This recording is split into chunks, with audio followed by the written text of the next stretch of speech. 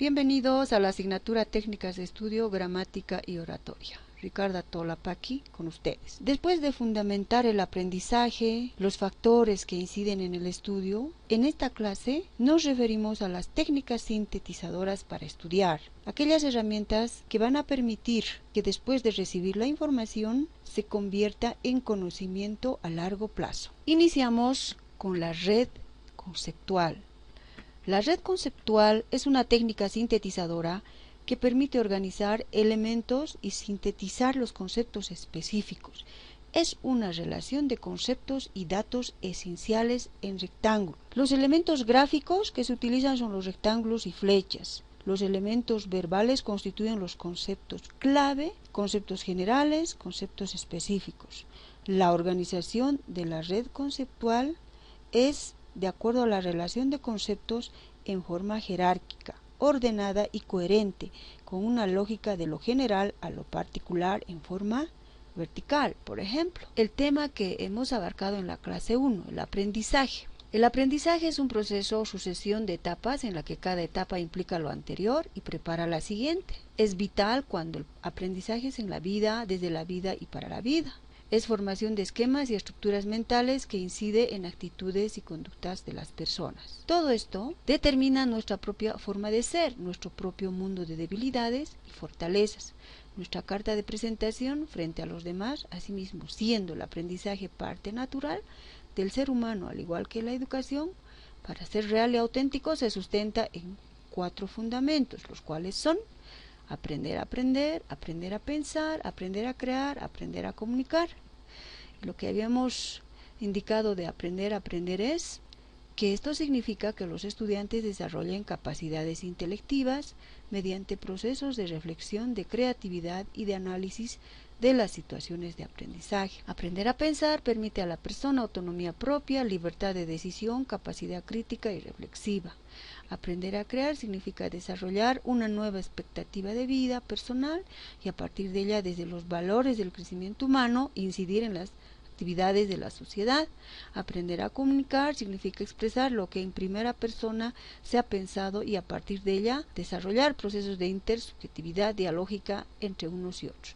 Es decir, hemos almacenado la información en esta estructura, en esta técnica sintetizadora, después de haber analizado, después de haber reflexionado en forma gráfica. Esto hace de que el conocimiento sea a largo plazo. El cuadro es una técnica sintetizadora que se caracteriza por recoger datos teóricos, cuantitativos o mixtos en forma vertical y horizontal. Los cuadros pueden ser simples cuando la organización de la información es en forma vertical. Son complejos porque se caracterizan por la organización de información relacionada en forma vertical y horizontal.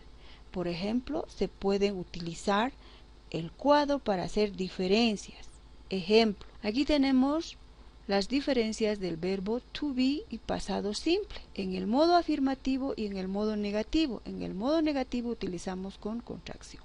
Entonces, en el modo afirmativo, primera persona, I was. En modo negativo, I wasn't. You were, you weren't.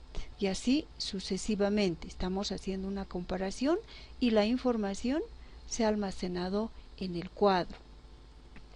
La sinopsis es una técnica sintetizadora que consiste en presentar ordenadamente las partes principales de un todo teniendo en cuenta su estructura y sus relaciones, tanto de analogía, semejanza o correspondencia. Permite ver el contenido. El principal valor pedagógico es que presenta el tema de manera estructurada y en forma desagregada para una percepción integral del contenido. Los elementos gráficos son las llaves, varias llaves, grandes, medianas y pequeñas. Siempre se utiliza una figura horizontal. Los elementos verbales relacionan títulos, subtítulos y contenidos esenciales. Se desarrollan ideas de lo general a lo particular y de derecha a izquierda. Por ejemplo, la memoria es también un tema que ya lo hemos estudiado. Primero, podemos determinar la definición como un proceso de almacenamiento y recuperación de la información en el cerebro, básico en el aprendizaje y el pensamiento. A continuación podemos hablar de la clasificación. Se clasifica en memoria a corto plazo, que se refiere a que la memoria a corto plazo tiene una capacidad muy limitada tanto en volumen de almacenamiento como en tiempo de permanencia.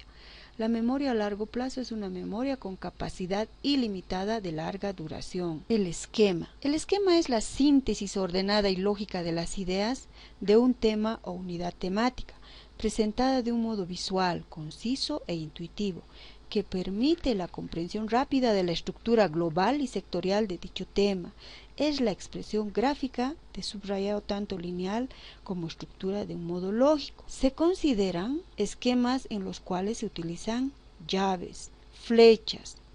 La utilidad que tiene el esquema es importante, pues es un recurso eficaz para la comprensión profunda del texto que se estudia. Ayuda a estudiar en forma activa. El estudiante, cuando utiliza, participa, se involucra y presta atención. Es un instrumento didáctico para estudiar y recordar con rapidez. Por ejemplo, vamos a abarcar el tema cómo estudiar y exponer con éxito. Entonces, estudiar y exponer con éxito requiere de técnicas, requiere de estudiar e investigar. Entonces, ¿cuáles técnicas? Técnicas como la red conceptual, la sinopsis, el cuadro, el esquema, el diagrama, el mapa conceptual. Estudiar a través de la voluntad, es decir, tiene que haber motivación y afecto, tiene que existir un método, un tiempo, un lugar y condiciones.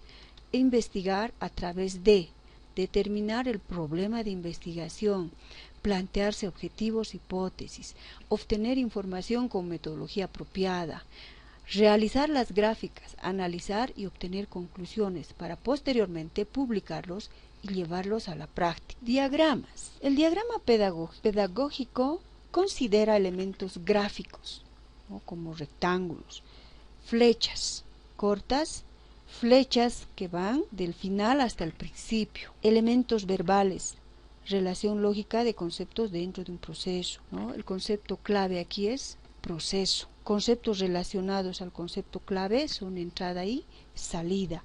Es una visión sistemática, ¿no? La retroalimentación, que señala la interrelación, ¿no?, de la entrada con la salida.